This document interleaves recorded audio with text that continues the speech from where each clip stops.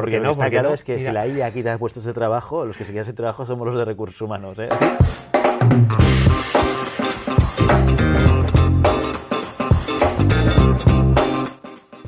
Muy buenas a todos y a todas y bienvenidos y bienvenidas a otro programa de Siempre Puedes Practicar Surf. Hoy toca entrevista. Tenemos un invitado muy especial, lo estáis viendo ahora mismo en vuestra cámara. Y ahora os lo voy a presentar, pero antes de todo, recordaros que con nosotros está Carolina González, al otro lado de la cámara. Hola. Haciendo la magia. Nuestro invitado decía, ella es la que hace la magia, ella es la que hace la magia, la que consigue que lo que grabemos se pueda ver y se vea las partes más interesantes. Yo soy Guillermo Cornet, presentador de este programa. Hoy con nosotros tenemos una persona con una experiencia muy completa. Ya vais a ver que voy a necesitar un poquito de tiempo para explicar todo lo que ha hecho este hombre en el mundo de los recursos humanos. Actualmente es la persona que lleva la parte de talento global y director de cultura en Grupo Tusa, donde trabaja pues seguramente alineando, ¿no?, el rendimiento y la gestión de talento con las necesidades de la organización. Además de eso, él posee 15 años de experiencia dentro del mundo de los recursos humanos y ha trabajado en diferentes roles. Ha estado tanto en organizaciones nacionales como internacionales y ha tocado tanto el mundo de la consultoría en compañías tan reconocidas como Deloitte o como People Matters dentro de lo que es el sector de los recursos humanos, y también ha estado en empresa final, en empresas muy interesantes en las que ha pasado momentos muy interesantes también, como puede ser Desigual o SKF Group. Pero eso no es todo, porque además del trabajo y lo que ha estado involucrado en el mundo de recursos humanos, él también es profesor asociado en varias escuelas de negocio en las que imparte algunas ponencias sobre gestión de talento y recursos humanos, y también es ponente y ha participado en muchos podcasts. Este no es el primero en el que está hablando de talento y otras cosas. Hoy en Siempre Puedes Practicar Surf tenemos a Roberto Riera. Roberto, bienvenido y gracias por venir. Gracias, Guillermo. Wow, qué presentación. Me quedaba corto, ¿eh? O sea, hay tantas cosas que has hecho. La verdad es que, bueno, te lo agradezco porque la has hecho con mucho cariño. La verdad es que en mi caso, como ha sido todo tan rápido y todo lo que hago me involucro tanto y la vida yo creo que pasa en 2 días, ahora escuchándolo desde fuera, ¿no?, desde un punto de vista externo, pensaba, pues sí que he hecho cosas, ¿no? Pero bueno, también estaba pensando todas las que me quedan por hacer, ¿no? O sea que Claro. como que también me animo más, ¿no?, en ese sentido. Nada, estoy encantado de estar aquí, gracias a Guillermo y a Carol por invitarme. Muchísimas ganas de contaros cualquier cosa, de compartir mi vivencia y mis experiencias y bueno, y seguro de pasar un buen rato. Pues la primera pregunta que tengo para ti, me ha interesado mucho una cosa que he visto en tu perfil, ¿vale? Y es que tú vienes de ciencias políticas. Sí. Has estudiado ciencias políticas en Valencia. Sí. Mi primera pregunta es, ¿qué hace que alguien quiera estudiar ciencias políticas? O sea, ¿qué se te pasaba por la cabeza cuando de repente dices, ostras, acabo el bachillerato, ¿no? Y decido que mi carrera universitaria vaya por este camino? Pues es una pregunta que en su momento me hice. Antes de dedicarme a los recursos humanos, y la verdad es que ya forma parte de mi storytelling, ¿no? Cuando he ido a entrevistas, cuando realmente pues cuento un poco mi vivencia o hablo de mí, pues ya lo cuento como una secuencia de hechos que me han traído hasta aquí, a día de hoy, ¿no? Entonces, bueno, en su momento, cuando decidí estudiar ciencias políticas, para mí era la carrera, o sea, no había ni otra opción. Yo tenía súper claro que quería En la ser lista politólogo, solamente estaba esta, sí o sí. pero ojo que además venía del bachillerato artístico, porque bueno, podía haber hecho el social. De hecho, del social al artístico hay un par de matices, un par de asignaturas, realmente es casi lo mismo, pero venía del artístico porque bueno, me interesa mucho el arte, tampoco sabía un poco cómo voy a enfocarlo, pero sí que tenía claro que quería hacer ciencias políticas. Y entonces, bueno, me preparé la selectividad, accedí a la carrera, y a los 2 meses de estar en la carrera dije, que esta es mi carrera. Me encantó todas las asignaturas que empecé a descubrir, todo lo que era un mundo de, pues bueno, enfocado a relaciones internacionales, diplomacia, aspectos más técnicos, ¿no?, de ciencias políticas puras y duras, toda la parte de jurídica, la parte de sociología, etc.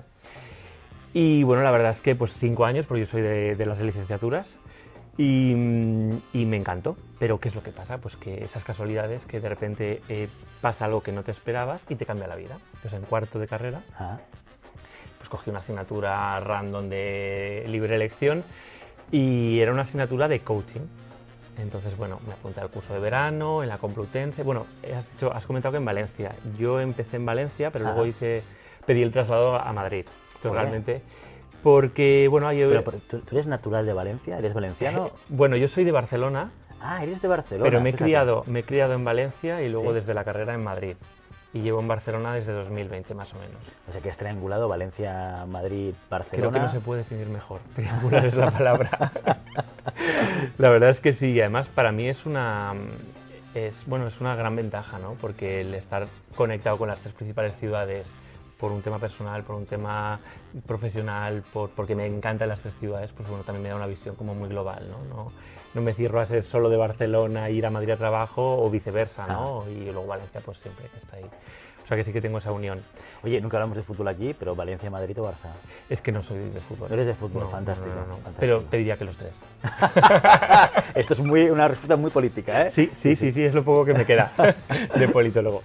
Bueno, entonces pedí el traslado a Madrid, Exacto. a la Universidad Complutense, porque había una especialización en estudios europeos, que era un poco la vía a la que yo me quería enfocar.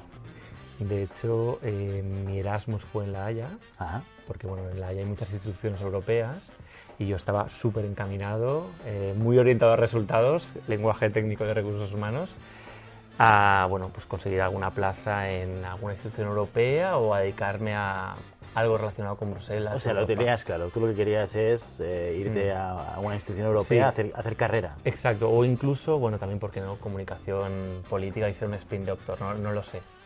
Pero sobre todo la parte más de la Unión Europea era mi principal objetivo. Entonces, en cuarto de carrera hice una asignatura que era de libre elección y era de coaching aplicado un poco a la gestión de los recursos humanos. Era un mix, ¿no? De gestión de recursos humanos, organizaciones, coaching, desarrollo personal, profesional. Me pareció interesante para verano y lo hice allí, me apunté y para mí fue un antes y un después. No tanto por el contenido, sino pues por entender que existía esta profesión, que ya lo conocía, pero un poco vista desde dentro, más relacionada con el coaching, que también creo que eso tuvo un plus, conocer a mis compañeros, que principalmente todos eran de recursos humanos o estaban enfocados a esta área, y descubrí que esto me atraía muchísimo más de lo que me hubiera imaginado, porque un poco desde fuera, ¿no? Supongo que a mucha gente le pasará, cuando piensas en recursos humanos, lo habitual es lo que se piensa a nivel externo, pues si no tienes mucho conocimiento del tema, pues selección, ¿no? Pagar las nóminas y si te quieres poner según cómo, pues hasta despedir, ¿no? Pero es un terreno muy, muy, muy amplio, muy creativo y con múltiples facetas, ¿no? Entonces fue mi primera toma de contacto y vi que realmente era algo que me atraía muchísimo. Entonces ahí tuve mi gran dilema, mi dilema universitario de cuarto o quinto de carrera. ¿Qué pasa? Pues sigo trabajando con lo que he estado haciendo hasta ahora, sigo con mi dirección, con todos los cursos que ya he hecho de especializado en políticas de tal o de cual, o me planteo un cambio 100%, ¿no? Y entonces, tuve la suerte de que un coach me ayudó con este trabajo, ¿no? Que no tenía nada que ver con el curso, pero sí que fue en este momento, y me ayudó a identificar qué era lo que yo realmente quería, ¿no? Porque mi mente me decía, pues ciencias políticas es lo que has estudiado, te has preparado para esto, pero recursos humanos era lo que me apetecía. Entonces, pues tomé la decisión. Entonces ahí fue el siguiente next step, fue ver qué hacer, ¿no? Pues empiezo por prácticas, busco un máster, me especializo. ¿Qué hago, no? O sea, esa gran pregunta, ¿no? Perdona, déjame ir a ese momento de decisión, porque creo que es muy importante. Claro, desde una perspectiva lógica, una mente lógica que dice 4 años de inversión, espérate un poco, porque llevas mucho tiempo invirtiendo en el inicio o el iniciar una carrera profesional en una dirección, y de repente una pieza dentro del camino hace que ¡boom!, vires completamente. ¿Cuáles son los elementos, cuando tú reflexionabas o cuando tú hablabas con ese coach que te ayudó, aquellos elementos que para ti fueron como los principales, que te apoyaron para decir, no, yo llevo 4 años haciendo esto, pero no puedo seguir en esta dirección, tengo que pivotar, tengo que variar, y este es el camino que quiero seguir?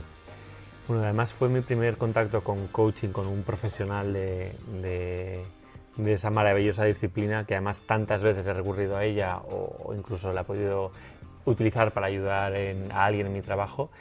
Y fue muy sencillo, o sea, realmente lo que hace un coach es te hace las preguntas clave que resuenan en tu cabeza, tú respondes y tú te escuchas.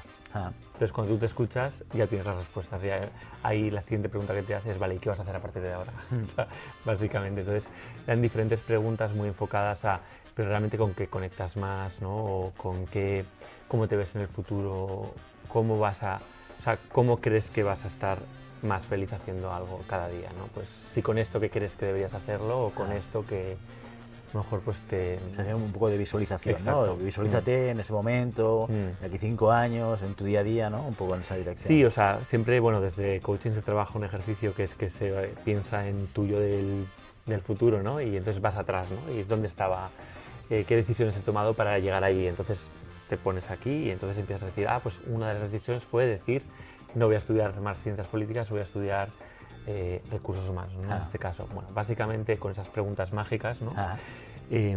Lo que hice es darme cuenta de que, bueno, tenía claro que sin conocer mucho de recursos humanos, lo que era la gestión de personas, lo que era entornos corporativos, el poder ayudar, ¿no? a la gente desde una organización era algo que me atraía muchísimo, pues por cómo soy, ¿no? Entonces pues lo tuve claro. Después de esas preguntas, con mis respuestas ya está. Solo faltaba decidir, bueno, ¿y ahora dónde, no? El cómo, ¿Qué ¿no? ¿Cómo lo operativizo? Exacto, ¿no? o sea, un plan de acción, ¿no? Claro. Exacto, ¿cómo voy a traducir Ahora he esto en decidido algo, ¿no? y qué hago ahora. Sí, exacto. Entonces, bueno, una opción era intentar pues, conseguir algún trabajo de prácticas o, bueno, he de decir que previamente, durante la carrera, había tenido diferentes experiencias de recursos humanos, pero como mucho más informales, ¿no? Colaboré con una asociación de los derechos humanos, pero esto dentro de la carrera, ¿no? Entonces yo era el recruiter que reclutaba a formadores, íbamos a diferentes escuelas a hablar sobre derechos humanos dentro de un programa que financiaban los ayuntamientos. Entonces aquí mi rol era pues reclutar, pasa que yo no sabía que era recruiter, pero lo estaba haciendo, o sea, no era un rol tan definido, pero realmente sí que tenía esta parte de atracción, ¿no? Sí. Y luego formación, ¿no? Pues bueno, cómo se trabaja la metodología, cómo la impartimos, etc. Entonces esto ya lo había hecho. Y luego previamente también había trabajado en una fundación y había trabajado en la parte más de, pues, mucho más de back office, pero en la parte de eventos. Y había tenido también como pequeñas cosas de recursos humanos, es decir, que sin darme cuenta ya estaba vinculado a los recursos humanos desde antes de saber que quería trabajar en recursos humanos. O sea que en el fondo yo creo que siempre, toda mi vida, pues el camino me ha llevado sin casi tomar decisiones, ¿no? Consciente o inconscientemente, ¿no? Y estabas ya involucrado en ese camino. Sí, sí, sí. Cosa que me gusta y al mismo tiempo también me asusta, ¿no? O sea, me gusta porque pienso, bueno, pues el camino siempre te da la respuesta, pero luego también soy de los que creen que hay que crear tu propio destino, ¿no? Y el futuro, y hay que planificar y, bueno, emprender acciones. Entonces, bueno, creo que debe ser una mezcla de ambas, ¿no? Bueno, entonces el cómo, ¿no? Que es lo que estábamos hablando. Exacto. Entonces, bueno, la opción de las prácticas sí que es cierto que necesitaba conocer más de los recursos humanos, necesitaba entender bien todas las áreas, qué significaba, hay un montón de palabras que las escuchaba, las veía desde fuera, las ponía en Google y no me bastaba, ¿no? Con esa palabra, o sea, necesitaba formarme y entender bien antes de un poco emprender, ¿no? Pues por dónde voy a ir, voy a dedicarme a esta parte, a la otra, cómo será esto, cómo se traducirá en el día a día. Entonces ahí lo que hice es un benchmarking puro y duro de los másters que había en el mercado, de los que más interesantes me parecían, de los mejores rankings que tenían, las mejores valoraciones, obviamente relación calidad-precio, un poco todo, y bueno, y vi que pues, uno de los mejores másters que había en ese momento en el mercado, y supongo que ahora también, era el de Comillas, en la universidad, o sea, en ICADE, la Business School de Comillas es ICADE, y tenía un máster de recursos humanos para universitarios. Entonces, bueno, pues me apunté, pasé las pruebas, porque se te hacían pruebas de diferente tipo, y accedí al máster y al mes ya tenía clarísimo que la decisión había sido estupenda. Más que nada, no solo por un poco el aprender de recursos humanos, sino por la institución, ¿no? O sea, eso sí que también lo recomiendo, que si tenéis la oportunidad o la suerte de poder elegir entre diferentes universidades, porque tenéis esa suerte, que elijáis una universidad con la que os vais un poco a casar, ¿no? Porque siempre va a haber una relación de partnership total y en mi caso estudiar en Comillas me ha ayudado en muchas ocasiones y a día de hoy pues el networking de Comillas pues bueno, es una universidad muy buena y siempre me ha sido muy útil y estoy encantado y muy agradecido a Comillas. Muy bien, entonces ya te metes un poco más en la parte más formativa, ¿no? Decides, oye, pues vamos a ampliar o vamos a meternos en formación de temas de recursos humanos. Exacto. Para poder luego incorporarte en prácticas, entiendo al principio. ¿O? Sí, al principio era prácticas, entonces bueno, lo primero de decir que me lo pasé bomba estudiando el máster, o sea, me pareció muy interesante. No fui de los que estaban tan preocupados tanto por la nota, sino como por entender, asimilar y sobre todo, a mí siempre me ha gustado ver la parte operativa y práctica de las cosas, ¿no? Porque hay muchos conceptos que si yo luego no los veo aterrizados, si no los sé entender aquí, exacto. Es como que se queda en algo que me es ajeno y necesito entenderlo. Entonces, bueno, el propio máster te invitaba a buscar prácticas, te ayudaba de hecho y la verdad es que las encontré enseguida, las encontré en SKF. SKF es una empresa sueca y era la parte española, ¿no? Entonces en aquel momento pues también estaba en un proceso de transformación porque hacía unos años había comprado una antigua empresa española y ahora estaba como muchas políticas del grupo que, como he dicho, la empresa sueca estaban siendo pues un poco trasladadas a la filial española y había un proceso un poco de transformación, ¿no? Y entré en ese momento de prácticas con una visión, pues bueno, y con un rol más generalista, ¿no? Aunque sí que es cierto que estaba más enfocado a la parte soft. Realmente siempre estaba enfocado a la parte soft, aunque en algunos de mis roles como generalista sí que he tocado la parte un poco más hard, pero siempre desde ese área, ¿no? Y entonces tuve la gran suerte que no hice unas prácticas para entrar a hacer fotocopias, que eso es algo que puede pasar muchas veces. Exacto, existe el riesgo. Exacto, hacer fotocopias, llevar cafés, etcétera, que no sé si lo hice algún día, pero desde luego no fue mi rol. La persona que me contrató en aquel momento, bueno, que me seleccionó, había hecho el mismo máster que yo 5 años antes y estaba un poco montando su equipo y yo entré pues para ayudarla en todo, ¿no?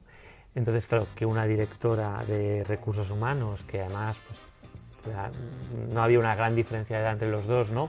Que estaba creando y haciendo muchas cosas, pues me cogiera para ayudarle en todo, pues para mí fue una gran oportunidad, porque pues aprendí de muchísimas cosas y bueno, si me está escuchando, Miriam Rodríguez, pues un abrazo muy grande y ya te lo he dicho muchas veces, pero muchas gracias también por aquella oportunidad.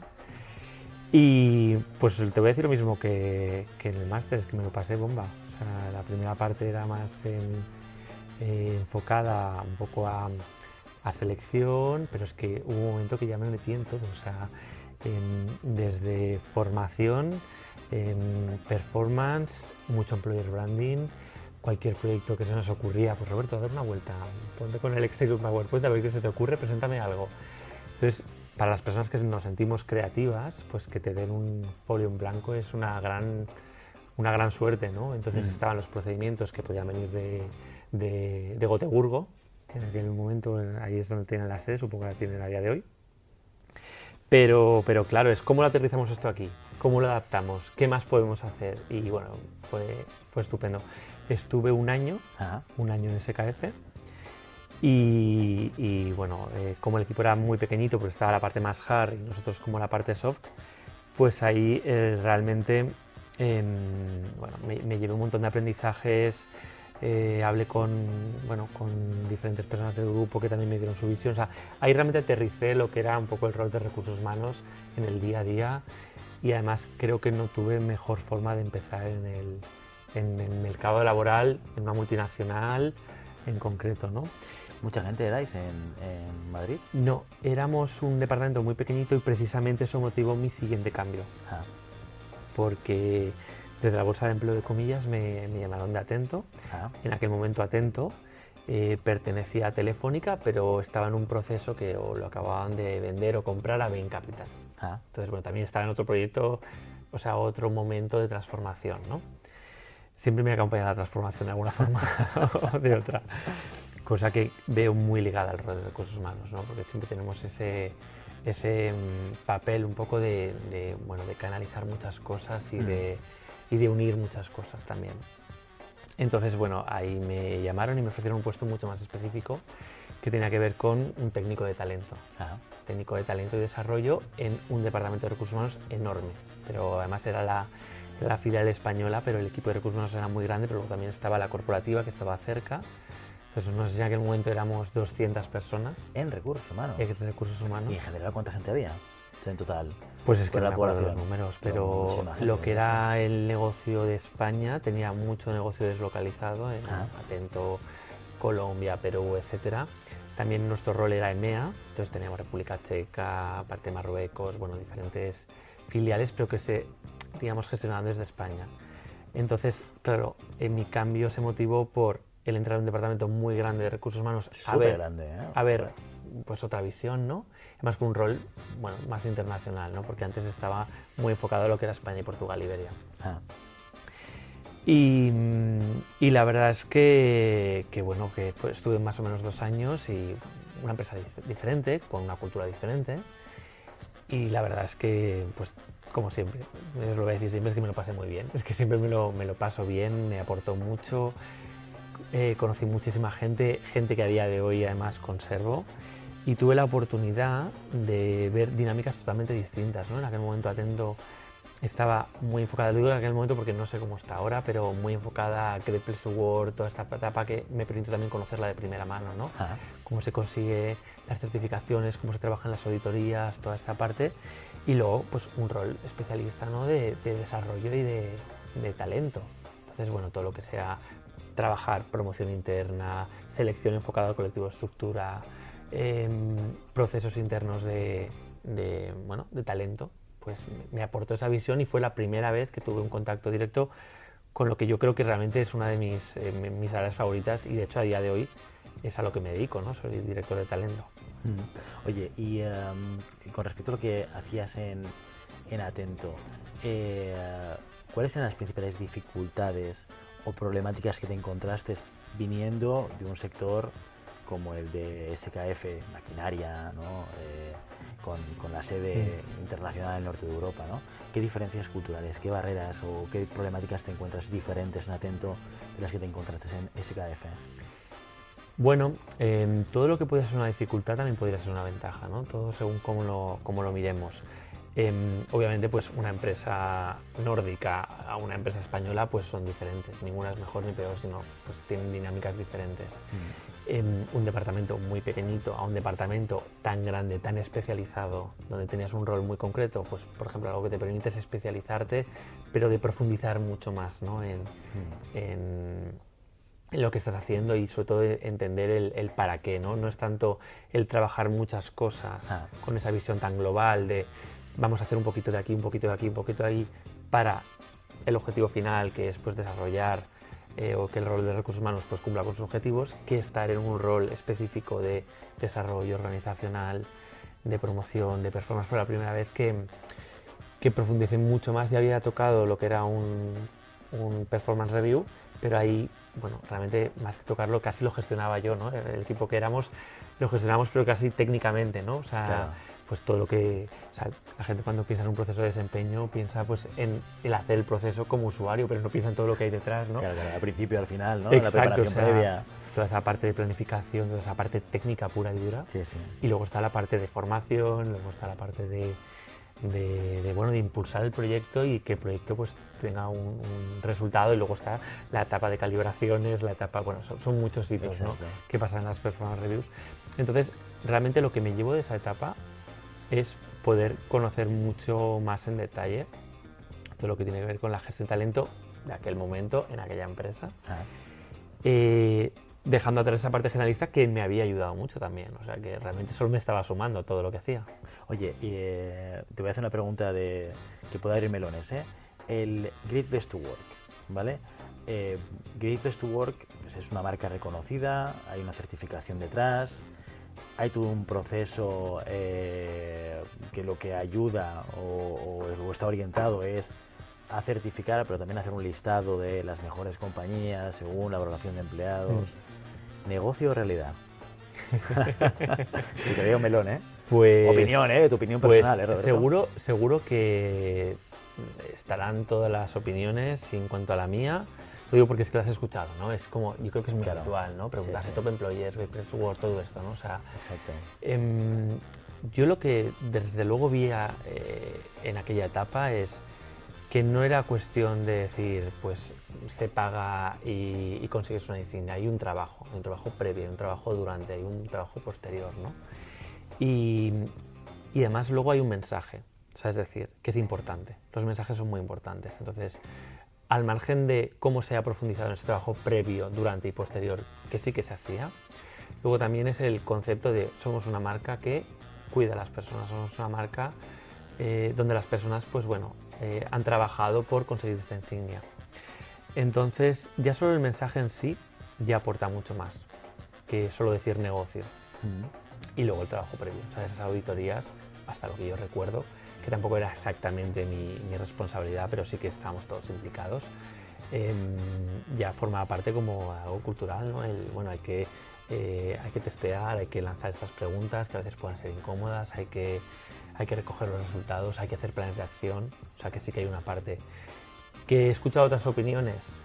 Por supuesto, que tampoco tengo suficientes recursos como para, o recuerdos como para posicionarme. Yo te hablo que en aquel momento solo el concepto, el mensaje de somos un gran empleador para la compañía, pues bueno, sumaba mucho. Muy bien. Atento, 2 años. ¿Qué pasa después? Pues pasa que soy muy inquieto y que me encanta mi profesión, me encanta lo que hago y quería hacer algo totalmente diferente.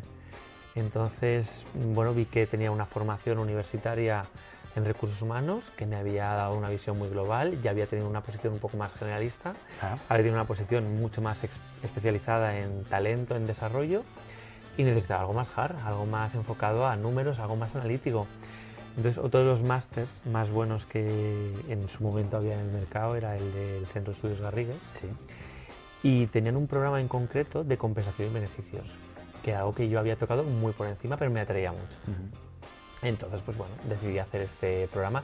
A diferencia del máster, fue un programa executive, entonces era con profesionales los fines de semana, bueno, una experiencia muy diferente a la que había tenido, ¿no? No era tan, pues eso, tan degree, ¿no?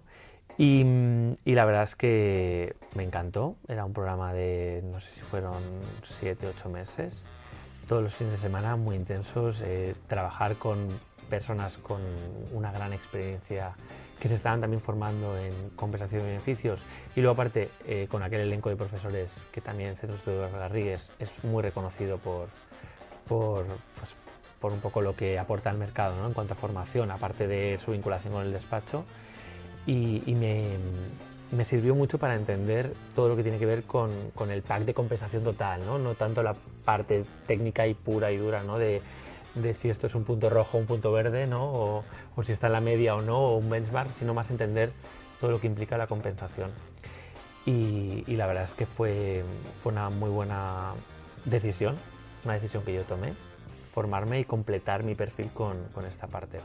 Que no es tan habitual encontrarla, ¿eh? Yo, por ejemplo, mi background técnico es de compensación también, aunque yo soy psicólogo de formación, pero por circunstancias profesionales acabé entrando en un puesto de organización y compensación y me tuve que formar y demás, pero no es habitual, ¿eh? El perfil típico de profesional de recursos humanos habitualmente te lo encuentras muy potente en temas de desarrollo, ¿no? En temas de recruitment, en temas de development, temas de talent management, desempeño, potencial y todo esto, pero la parte de compensación como que parece que falta un poco, que hay profesionales de esto, ¿eh? Pero no es lo más habitual, ¿no? O sea, meterte ahí... Totalmente.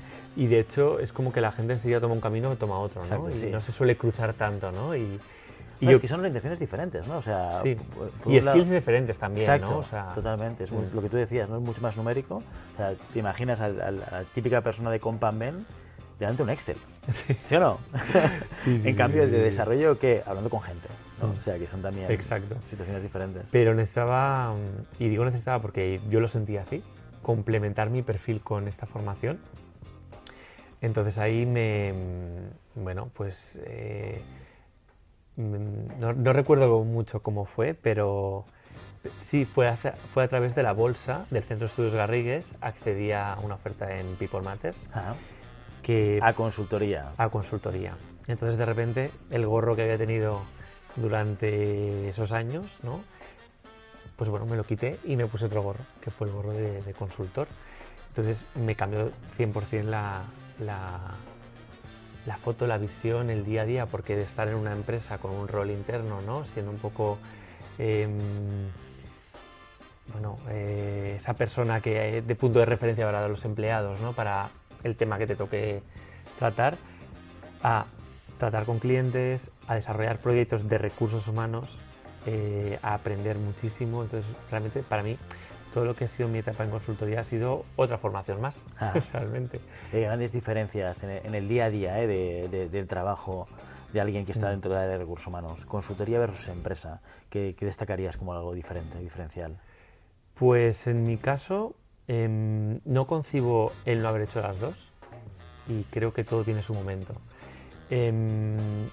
Lo bonito de la consultoría es ir a un cliente, escuchar sus necesidades y visualizar, ¿no? Visualizar qué proyecto podríamos diseñar para entregártelo y que pues, bueno, tu día a día sea mejor, ¿no? O para ayudarte a conseguir tus objetivos. Entonces, toda esa parte previa, ¿no? de diseño, de entender las necesidades del cliente, de visitarle, ¿no? De estar con él, de toda esta parte de requerimientos, ¿no? Casi, para luego ir dando entregables, ir explicando el proyecto, ir acompañándole, me parece maravillosa. O sea, no tengo otra forma de definirla. O sea, y al que ha sido consultor yo creo que me entiende, ¿no? Cuando lo digo de esta forma, ¿no? tan así, tan sencilla. Lo que me falta es lo que pasa luego, ¿no? Que esto es lo que vives en la empresa. Tú puedes hacer un proyecto maravilloso, tú puedes acompañar, pero por lo general, ¿no? Al menos los que yo vi, los proyectos tienen un principio y un fin. Y aunque se puedan alargar y puedas ir haciendo... Y puede haber partnership, sí. No suele estás ahí. ser lo habitual. No. Y tampoco estás en el día a día. Exacto, no estás allí. No estás allí, no sabes si el proyecto lo van a poner en un cajón. No. Que a veces pasa. Que a veces pasa, precioso, y ahí está, ¿no? Con un lazo. O no sabes si el proyecto va a evolucionar, si el proyecto le van a salir patas y va a andar, no lo sabes. Y eso es lo maravilloso de trabajar en una empresa. O sea, coger ese proyecto, que o porque te lo han dado desde fuera o porque lo crees tú, y poder ver cómo el proyecto cobra realidad. Me parece una pasada. Entonces, no creo que haya ningún pro ni ningún contra en ninguna de las dos experiencias. Son roles totalmente diferentes. Creo que los dos te aportan mucho. Y seguro que me estás entendiendo porque tú en tu caso, Guillermo, lo mismo. Has hecho lo mismo, ¿no? Sí, o sea, en ese sentido me refiero que es consultor, has trabajado en línea, o sea, en empresa, etcétera, todo. Pues en este caso, el ver cómo un proyecto cobra vida y mejora el día a día de un proceso, de un procedimiento, tiene un sentido, responde a un KPI, un objetivo increíble. Entonces, bueno, la etapa de consultoría, para mí sobre todo, yo como la entiendo, es como una etapa formativa. Porque es cuando, bueno, de cara al cliente, pues obviamente tienes que controlar muy bien el tema, ¿no? Entonces te preparas, ¿no? O sea, te preparas también obviamente en la empresa, pero es diferente, ¿no? Es estar diferente, no con tiene un nada que externo ver. que con un interno. O sea, no es el mismo mood. Exacto, sí. Y entonces, bueno, recuerdo aprender muchísimo. People Matters es una boutique muy especializada en proyectos estratégicos de recursos humanos y son los que recuerdo varios que pues no puedo comentar, pero que me permitieron entender, pero a un nivel muy profundo, cómo funcionan grandes organizaciones. Y todos esos entregables en los que trabajas, ese producto final, ¿no? Que se le entrega al cliente, en los que has dado tanto de ti y que hay parte de lo que ellos te han pedido, tu parte, luego se va trabajando hasta esa, hasta ese plan, ¿no? que entregas. Es increíble y la verdad es que recomiendo a cualquier persona que sea que le encante formarse constantemente, que pruebe una etapa trabajar como consultor. Yo creo que la consultoría es un acelerador del aprendizaje porque estás como muy foco. En la empresa tienes muchos frentes y tu frente principal es la necesidad de estrategia de la compañía y esto prevalece por encima de cualquier otra cosa, ¿no? En cambio, cuando estás en consultoría, lo que prevalece es el objetivo estratégico de tu cliente en ese momento, que es como mucho más chiquitito desde una perspectiva de tu operatividad, ¿no? Si estás en la empresa es como cualquier cosa que está alrededor de mi gestión, ¿no? que apunta a ayudar a la empresa a llegar a su objetivo. Y eso te obliga a lo que tú dices, a estar ahí en el foco y trabajar como muy concretamente algo muy especial, ¿no? Que además luego tiene mucha más exigencia, entre comillas. O sea, no diré que es más exigente ser consultor que no serlo, pero sí que es verdad que en general te suele apretar mucho con objetivos, ¿sí? De entregas y de calidad. O sea, el cliente tiene que estar satisfecho, ¿no? Sí, en tiempos ajustados y a veces horarios amplios. Exacto, sí. ¿Cuánto tiempo estás en People Matters? Pues me llevo a 2 años. 2 años. ¿Y después sigues en consultoría? ¿Vas a Sigo empresa? en consultoría porque cuando estaba en la universidad recuerdo un cartel que sin casi saber lo que era una Big Four, un cartel de un cohete, ¿no? Que ponía, ¿quieres ser consultor? Lánzate por ello, ¿no? Y ponía abajo Deloitte.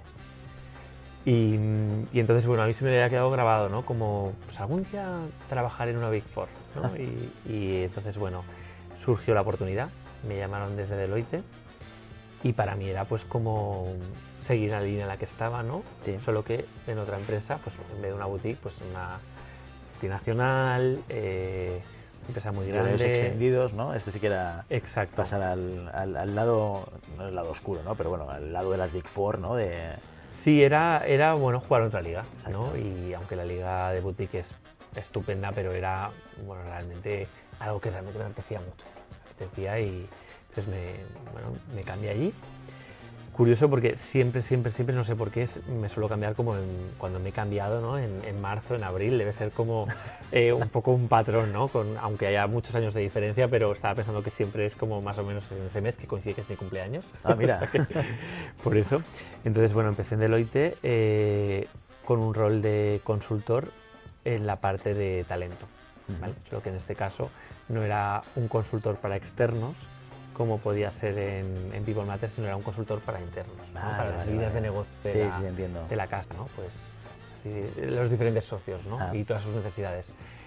Y ahí estuve un año y la verdad es que lo que recuerdo es, si ya había aprendido mucho, si People Matter ya había sido mucha formación, pues Deloitte fue muchísimo más.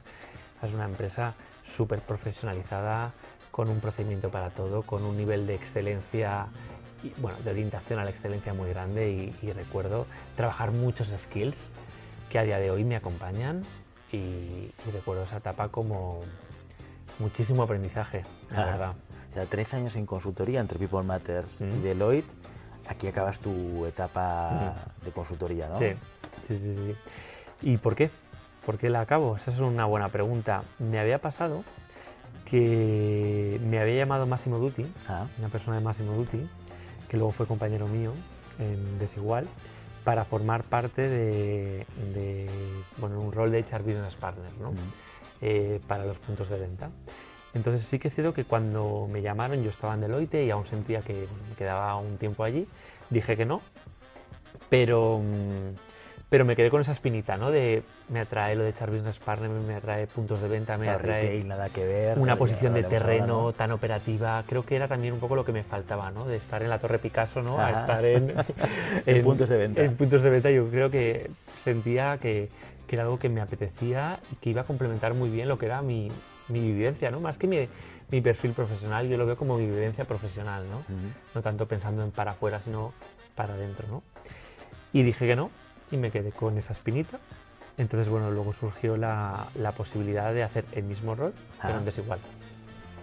Entonces, pues me cambié a Desigual y pasé... En aquella época, perdona, ¿estabas todavía en Madrid, en Deloitte? ¿Ya estabas en Barcelona? Estaba en Madrid y este rol yo estaba basado en Madrid, en la oficina que tienen en Callao, pero realmente es que donde estuviera basado era lo de menos, porque era un rol de viajar 80% del tiempo.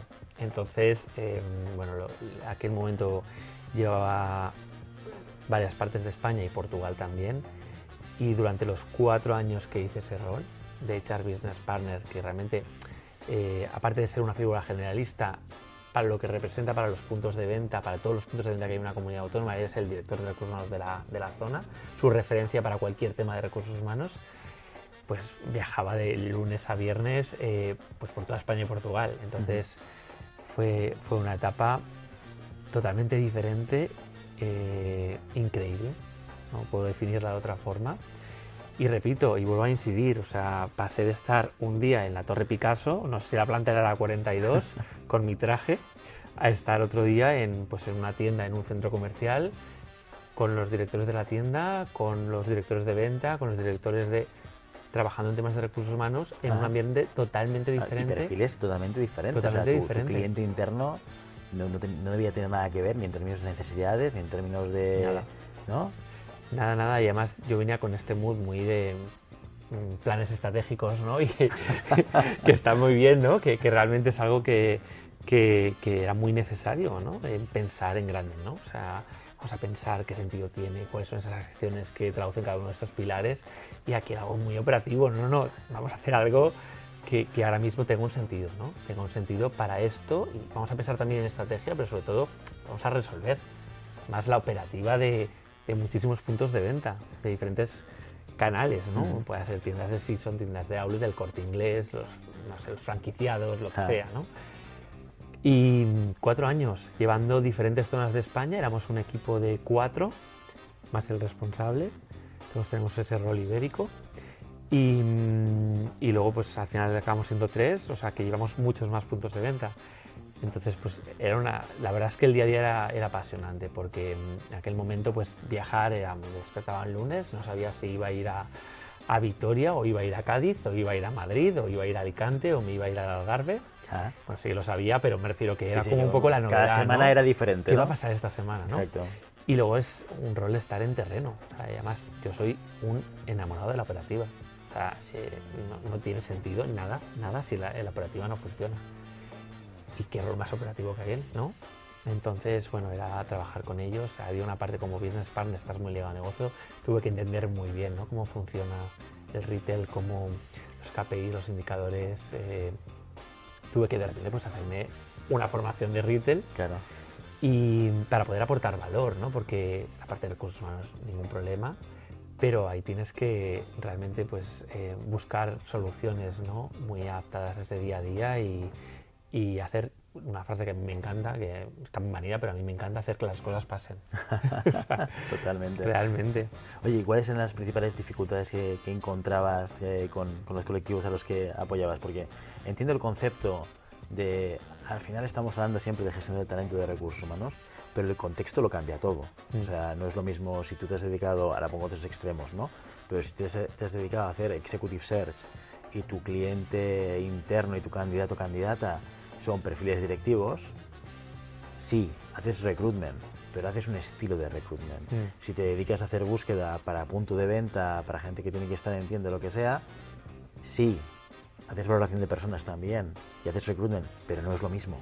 El concepto es el mismo o muy parecido, pero en la operativa del contexto lo cambia todo. ¿Cuáles eran las principales líneas de trabajo y apoyo con muchas business partners que dabas a toda la red de retail? Lo primero es, y ahí sí que hice un esfuerzo personal, pero por mi propia motivación y porque necesitaba entender muy bien el negocio. O sea, para poder aportar valor desde ese rol, tienes que entender qué es lo que se persigue, conseguir a nivel negocio, todos esos indicadores, todas las etapas, todos los procesos, ¿no? que hay, todas las herramientas, tienes que conocer todo eso, no puede ser algo ajeno a ti. No es como en otros roles que, bueno, tú tienes tu mood de, no sé, X, de desarrollo solo y te pueden hablar de otras cosas y te puede venir bien. Aquí era como algo indispensable. Entonces, entender muy bien cómo funcionaba el negocio, pero ya no solo a nivel proceso, sino también comunicación, el propio lenguaje, el día a día.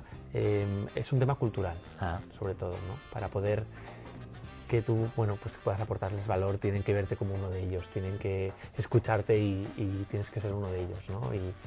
Y yo hice, pues bueno, esa transformación de Roberto Deloitte a Roberto Desigual, con la camiseta de Desigual, con todo lo que había... Algunas fotos he visto en LinkedIn. Sí, bueno, 6 años y algo en Desigual, normal que alguna que haya. Varias. Y ahí pues fue sobre todo el ser uno más, ¿no? Que era parte imprescindible, ¿no? Para ese rol. Y bueno, pues mi día a día era trabajar con los diferentes roles que había pues, por las zonas que gestionaba, o los directores de ventas, o los directores de los puntos de venta, o los directores de área, etcétera, con sus diferentes necesidades, y era encontrar pues cómo resolverlas. A veces son juegos, a veces son más estratégicas, pero sobre todo resolverlas, porque el retail, si algo tiene, es muy rápido, pero muy rápido, y entonces todas las personas que trabajen ahí tienen que estar muy orientadas a la acción, realmente. Para mí es como la competencia principal, ¿no? Es lo que has hecho hasta hoy no tiene por qué valerte mañana, y hay una parte de thinking constante, pero de vamos a dar la vuelta para ver cómo lo mejoramos, para no quedarnos atrás. Se trabaja muchísimo la creatividad, creo que también eso ha fomentado que estuviera tantos años en retail, porque la parte creativa obviamente pasando de tantas profesiones con matices distintos, yo creo que se nota, ¿no? Y bueno, y sobre todo ahí es pensar cómo consigo los objetivos de la empresa acompañando a las personas desde mi rol, ¿no? Sobre todo eso para mí ha sido una etapa estupenda. Oye, hablabas de ponerse la camiseta, literalmente, las camisetas de Desigual. Sí. ¿Eras consumidor o cliente de Desigual antes de entrar en Desigual? Pues no lo he sido nunca, ni lo era antes, ni a día de hoy lo soy, pero defiendo muchísimo Desigual. O sea, defiendo mucho que tiene su espacio en el mercado, que tiene mucho Desigual lover, y yo cada vez que me la he puesto encantado porque estaba representando una marca, estaba representando unos valores y para mí formaba parte de mi día a día y me lo ponía con el máximo orgullo.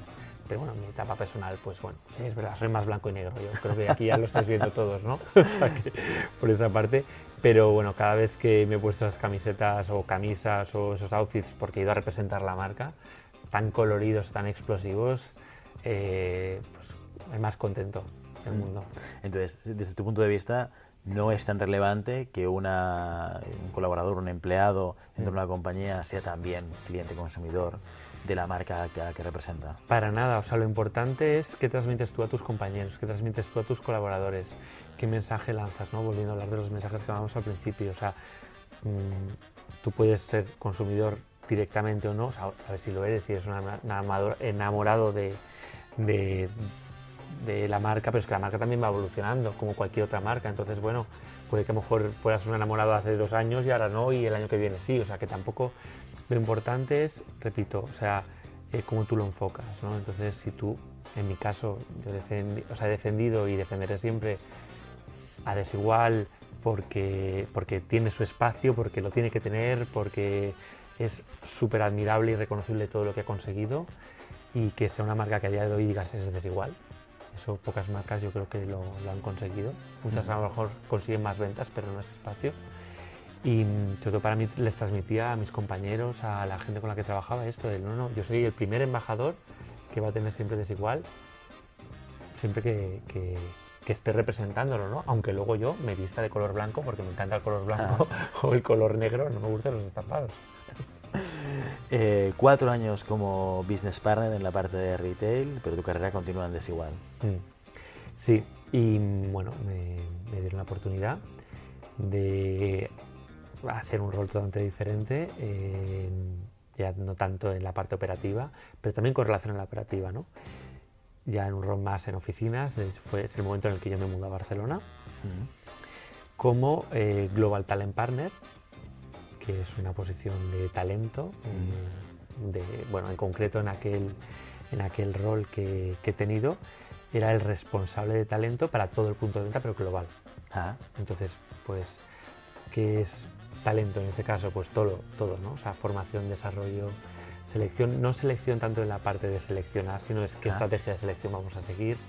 A nivel formación, qué estrategia de formación, qué cursos vamos a impartir, en qué regiones y con qué. Ya es una parte más estratégica, mucho más de pensar en qué es lo mejor, ¿no? para la compañía.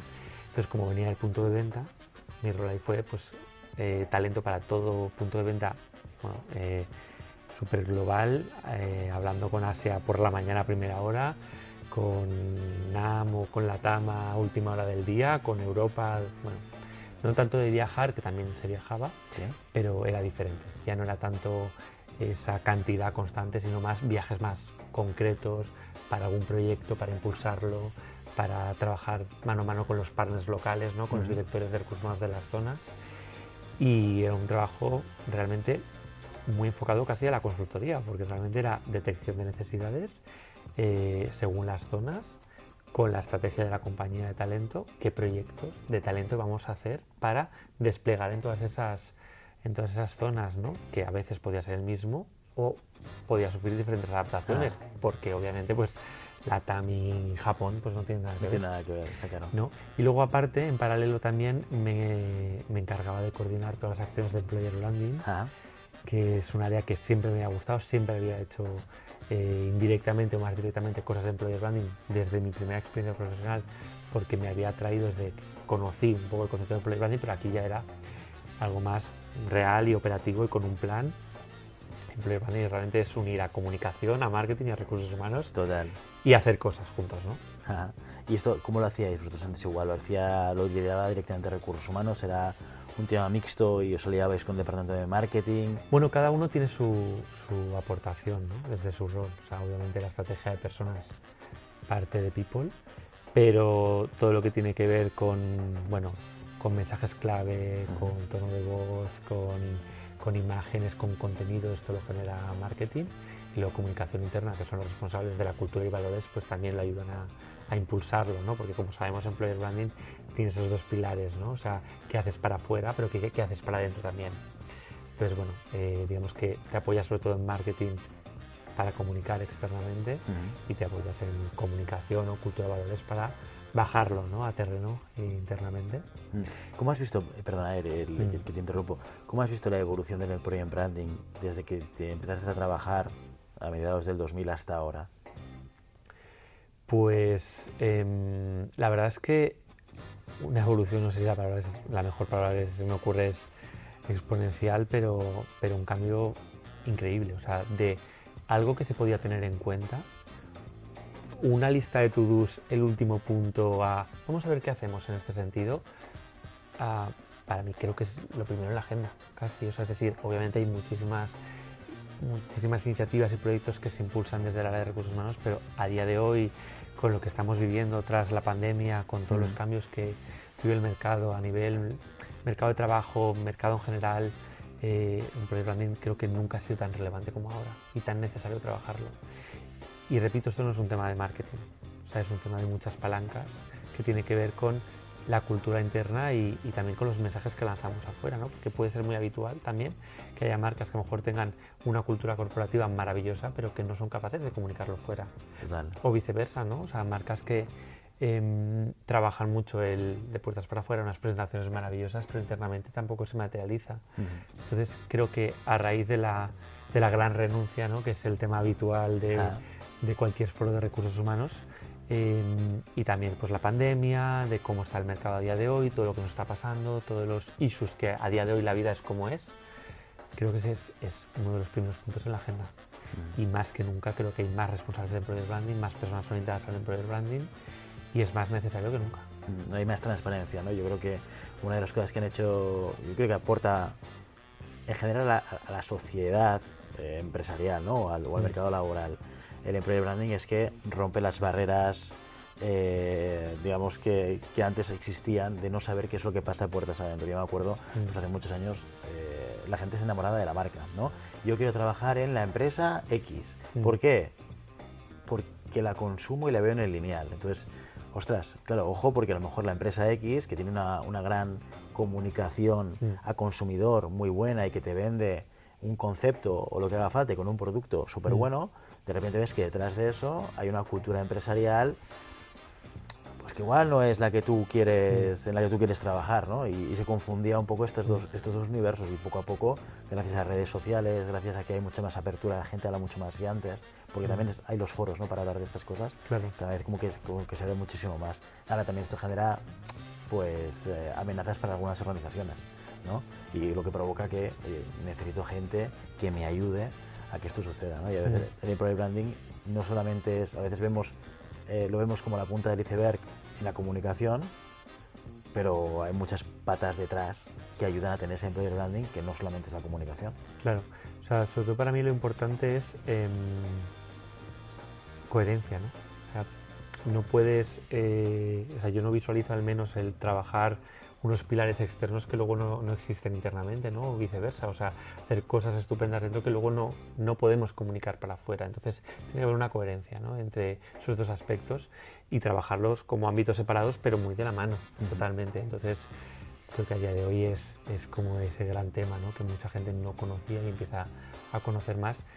A mí siempre me ha atraído mucho, creo que es algo que a nivel personal me parece un área estupenda y la verdad es que toda la etapa en Desigual, una marca que hace tantas cosas y que tiene pues un storytelling tan marcado, un ADN tan marcado, trabajar desde el punto de vista de people, tanto en la parte operativa como en la parte más estratégica, en talento y todo lo que tiene que ver con el employer branding, pues ha sido un gran reto y un gran aprendizaje también.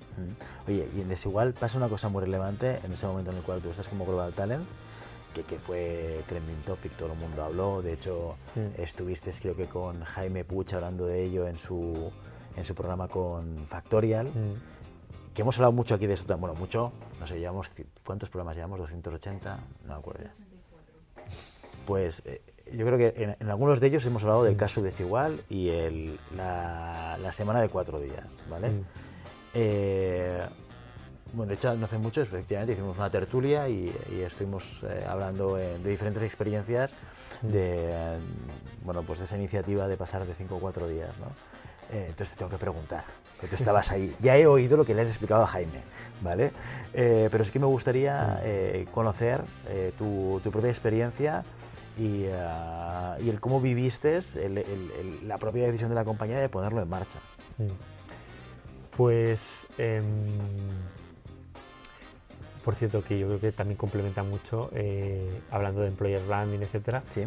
el lema que se sacó para hablar de la jornada de 4 días es: en Desigual la tenemos más corta. Ah, me acuerdo, es verdad. Con una pancarta enorme en las oficinas, lo digo porque también creo, hablando de employer branding, ¿no? Creo que también viene un poco al caso. ¿Cómo lo vivía a nivel Roberto, ¿no? Porque obviamente es una iniciativa que yo no lideré, porque partía de otra área y obviamente pues la apoyé, la impulsé, como todos los que estábamos allí, que creíamos en ella.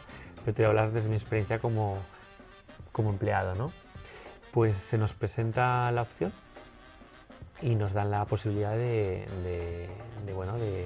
lanzar esta iniciativa, pero no a nivel foros pequeños de recursos humanos, a nivel macro, global. O sea, yo creo que se comunicó a todos los empleados y luego en paralelo se comunicó a la prensa que se iba a hacer este proceso de votación para decidir si la empresa quería o no lanzar esta iniciativa. La iniciativa lo que implicaba era una parte de reducción salarial, pero realmente había una reducción horaria, pero la reducción salarial, la mitad la compensaba la empresa. Por lo tanto, el resultado, y que una de las grandes ventajas, es tú realmente lo que va a pasar es que vas a trabajar menos horas, pero vas a cobrar más, porque esa parte la complementa la mitad de la empresa.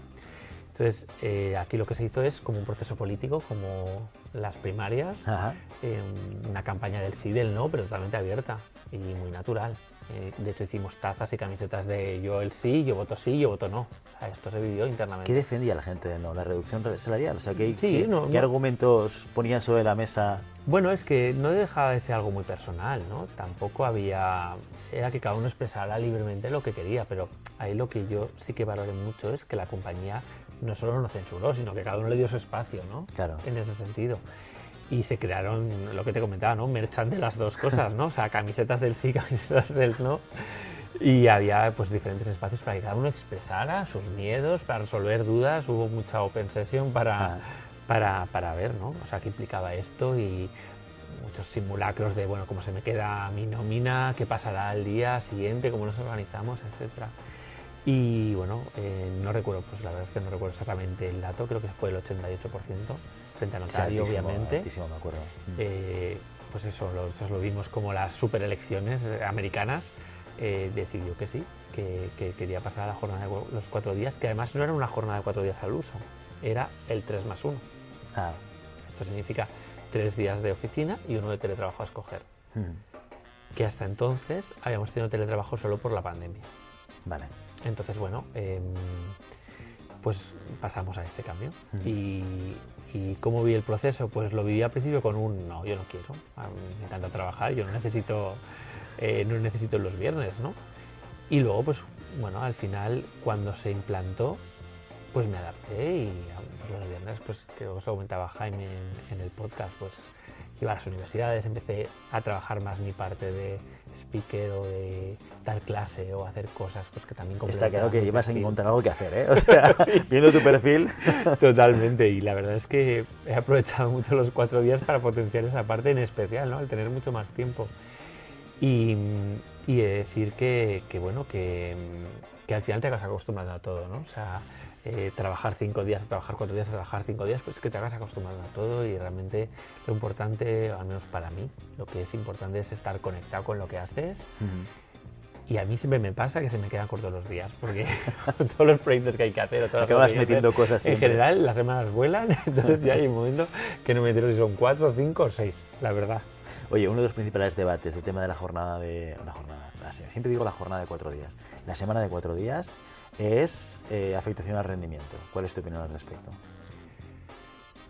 ¿Cuál es el punto crítico, el punto de duda exactamente? ¿A qué te refieres? ¿Que la gente va a trabajar menos? No, o sea, mucha gente que defiende pasar de 5 a 4 días dice que el efecto positivo de una mayor conciliación y una mayor concentración de la actividad hace que el rendimiento que tiene la gente sea igual o superior al que tendría en 5 días. Esto es parte del argumento de mucha gente que lo defiende, ¿no? Entonces siempre está como la dicotomía, gente que dice, no, en 4 días no puedes hacer lo mismo que en 5, ¿vale? Y hay gente que dice, no, las ventajas de reducir la jornada en términos de satisfacción, en términos de concentración, de eficiencias, hace que el rendimiento sea el mismo. No creo que haya nada blanco y negro, o sea, al fin y al cabo, o sea, es decir, si recortas la jornada, ¿no? Y lo concentras todo en X días, pero no das soporte a X clientes, no sé, no amplías equipos, no te organizas bien, no funciona.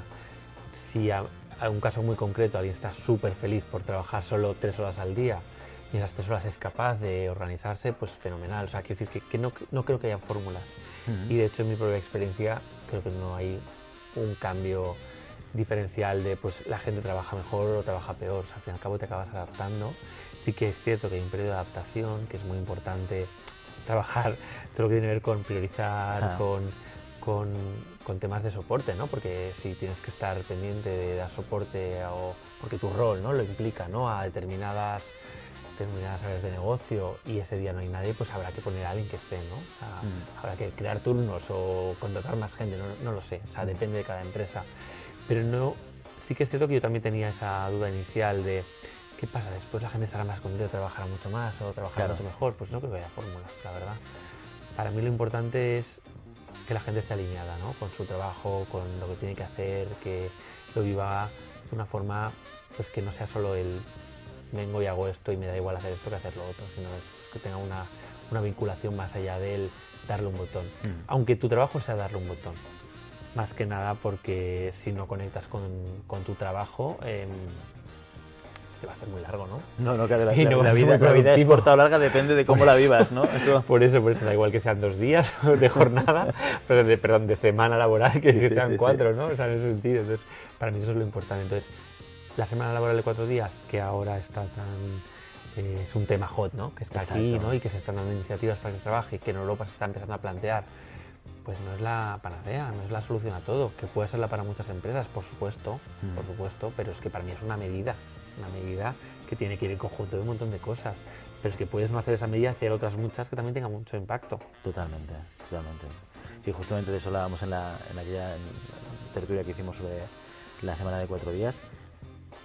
Abro melón, ¿vale?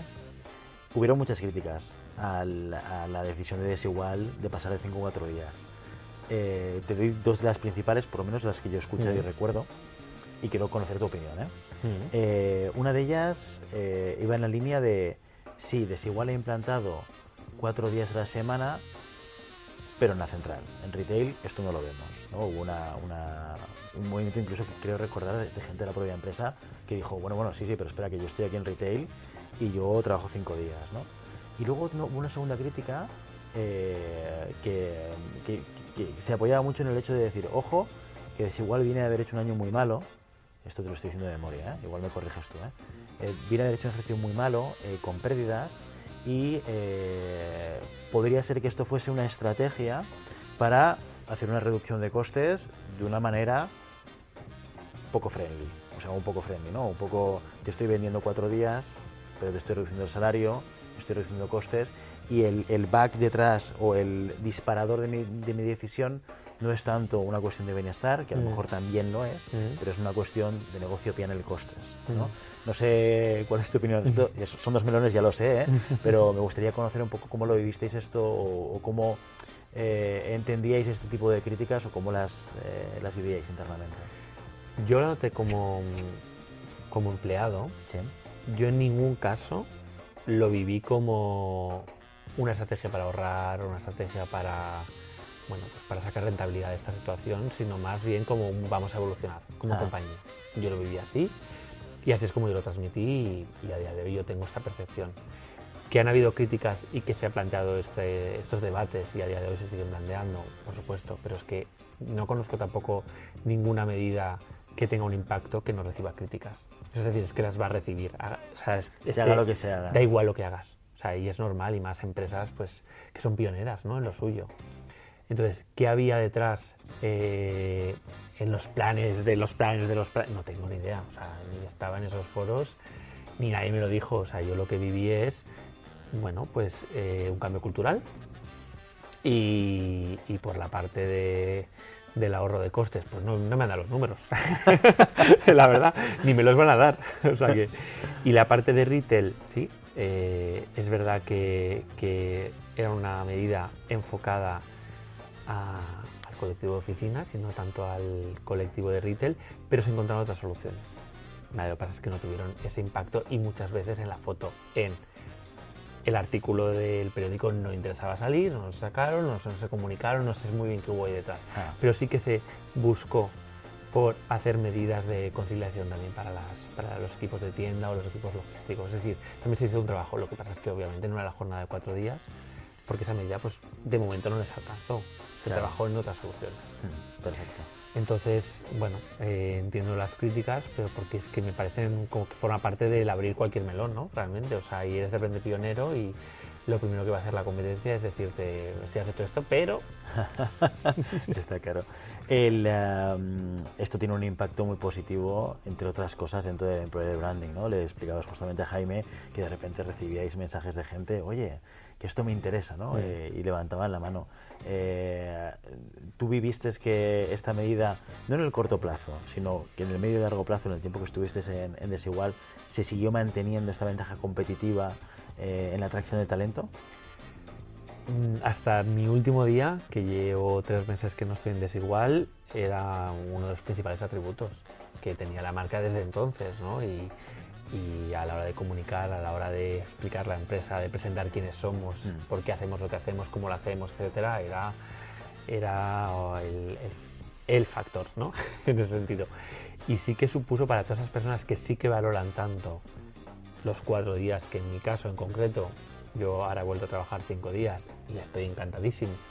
Me refiero, sí que para esas personas que era muy importante por temas suyos personales, de organización, de lo que sea, pues sí que mucha gente nos dijo, es que yo esto es lo que busco. O sea, entonces, bueno, ahí recogíamos el guante, pero también es cierto que para otras personas podía ser algo atractivo, pero no necesariamente. Repito mi caso, yo complementé los viernes con más trabajo. Claro. O sea que depende, ¿no? Muy bien. Oye, etapa de Desigual acaba, ahora sacamos la bola de cristal, ¿vale? Estamos con estas nuevas generaciones, estamos con todos los cambios contextuales en Europa, por lo menos, pero se están incorporando más cosas, ¿no?, a esta complejidad. Entre ellas, la entrada acelerada de la inteligencia artificial en nuestro día a día. ¿Cómo ves el futuro de los recursos humanos en este contexto? Pues sin límites, sin límites, porque que una maquinita, por decirlo de alguna forma, es que soy muy clásico, que una maquinita te pueda montar un plan de repente y te pueda indicar exactamente los pasos que seguir en el plan, que te genere todo el contenido con 3 preguntas, para mí abre desde luego muchas preguntas y muchas incógnitas. Para nada lo vivo de una forma ni negativa ni positiva, simplemente como que va a venir una nueva etapa, ¿no? Es curioso porque ChatGPT o lo que es inteligencia artificial, creo que el año pasado podía escucharla como, pues no sé, una vez al mes. No sé ahora cuántas veces tú, por ejemplo, en LinkedIn la ves al día en cualquier artículo. En cualquier artículo, total. Ahora todo lo que me convoca cualquier universidad, cualquier típico debate de no sé qué, tal, conferencia de tal, cualquier cosa que te cuentan, eso que te llega de spam, de te invitamos a tal, todo es de ChatGPT. y tiene sentido, ¿no? Tiene sentido porque abre un mundo de posibilidades y lo que es a nivel de recursos humanos es que a lo que quieras aplicar. Sí que es cierto y que para mí, que soy un gran amante de la gestión de personas en cuanto a el one-to-one, lo que estamos haciendo tú y yo, hablar aquí, no tocarnos, pero mirarnos y hablarnos, ¿no? Estar cerca. Nunca, creo, en mi humilde opinión, se va a dejar de necesitar esta parte. Entonces, podemos generar contenido muy rápido, podemos hacer unos manuales estupendos de la nada y de repente, ¿quieres una política de tal? Pues toma, te hago 2 preguntas y te genero la política con 50 folios. Pero siempre tiene que haber una persona que haga esas preguntas, que aporte valor, revisando, coordinando, creando todo esto. Entonces, un mundo de posibilidades, ninguna sensación negativa ni positiva, sino como que se acerca una nueva etapa, desde luego. No pienso en los puestos que se van a perder, sino en los nuevos puestos que se van a crear. Fíjate que estoy más centrado en eso, porque es como pues, cuando antes hablábamos de Big Data, ¿no? Y de repente empezó a trabajarse mucho más el tema de los KPIs más que nunca, ¿no? Y cómo aplicar todo esto a los recursos humanos. Y ya estamos en otro momento. Estamos en el momento, de hecho, cómo vamos a utilizar, por ejemplo, ChatGPT para que nuestro trabajo sea más eficiente y podamos centrarnos en lo importante, no tanto en el piqui-piqui, que hay que hacerlo, pero... Exacto. ¿Y utilizas tú ChatGPT en el día a día? Pues curiosamente desde hace muy poco he empezado a utilizarlo. No lo estoy utilizando para generar producto o contenido concreto, pero sí que lo estoy investigando. Más que nada porque, bueno, me gusta de momento crearlo yo desde cero, puedo coger inputs de aquí y de allá, pero no necesariamente de allí, sino pues, bueno, otros materiales que puedas encontrar. Y luego me encanta también ese proceso creativo de empezar desde cero y creo que todo tenemos que aportarle en nuestra identidad, ¿no? En nuestro ADN. Entonces, claro, algo que me den y que lo pueda customizar, genial, pero de momento no estoy en esa fase. Yo creo que una de las cosas que, alineado con lo que tú decías, ¿no? De qué es lo que le falta a la máquina, ¿no? A la maquinita, hay una cosa de la que no hemos hablado explícitamente, pero sí implícitamente en muchas de las cosas que hemos hablado hoy, que es el propósito. La máquina no tiene propósito, y el humano sí que la tiene. La máquina siempre necesita al humano, porque no tiene ninguna razón de crear nada. Nosotros sí que la tenemos, ¿no? A veces, pensando y hablando sobre este tema, muchas veces hemos acabado en el punto de decir, claro, si al final la máquina es fría, la máquina no funciona. Sí, funciona, puede hacer muchas cosas, pero alguien le tiene que decir, y eso tiene que ser un humano, sí o sí. Por lo menos por ahora. El factor humano es clave, y por muy desarrollados que esté cualquier, no sé, robots, ¿no? En general en el mundo, que hagan todo súper operativo y tal, siempre necesitarán el factor humano, en mi humilde opinión. Repito, que a lo mejor dentro de 3 años me dice, pues mira, nos ya callamos, ya no existe esto, apaga y vámonos, y no sé, nos vamos, me reinvento, me convierto en otra profesión. Habrá que ir a la Haya, ¿no? Si no, porque lo que no, está claro es que mira, si la Haya quita puestos de trabajo, los que se quedan sin trabajo somos los de recursos humanos, ¿eh? Sí, pero bueno, de momento no va a ser. Pero bueno, sí que es una opción de posibilidades enormes y no una desventaja, sino una ventaja. Habrá que ver cómo incorporarlo y sobre todo, repito, o sea, pienso en todas esas posiciones de recursos humanos que se van a crear especializadas en inteligencia artificial. Ahí lo dejo. Muy bien, Roberto. Oye, muchísimas gracias por venirte hoy a las oficinas de GHC de Global. Hemos puesto, lo comentábamos antes, el sofá. Es la primera vez que grabamos en este set improvisado dentro de la oficina. Gracias por haber tenido el tiempo para venir a nuestra casa y hablar con nosotros. Haberte hablado de muchísimos temas, te he abierto melones, sin haberte avisado, y te agradezco que hayas sido abierto y dando tu opinión sin ningún tipo de tapujo, y esperemos que vuelvas a venir otra vez al programa más adelante. Bueno, a mí me encantaría daros las gracias a los dos por invitarme. Se me ha pasado en 2 minutos. Creo que estos formatos son muy necesarios para compartir con otros colegas o con otras personas que les interesen los recursos humanos, pues saber, ¿no? Pues cómo viven las personas, los profesionales de recursos humanos su día a día, etcétera. A mí me hubiera encantado tener esto en su momento, pues no lo tenía cuando estudiaba. Me hubiera dado muchas ideas, ¿no? Y además visualizado un poco más el camino, que luego poco a poco me fui encontrando. y recojo el guante de la invitación y quién sabe el próximo formato dónde será. Yo a lo mejor os invito yo a algún sitio, no sé, ya lo veremos. Ya lo veremos, ya lo veremos. Roberto, Muy muchísimas bien. gracias por todo.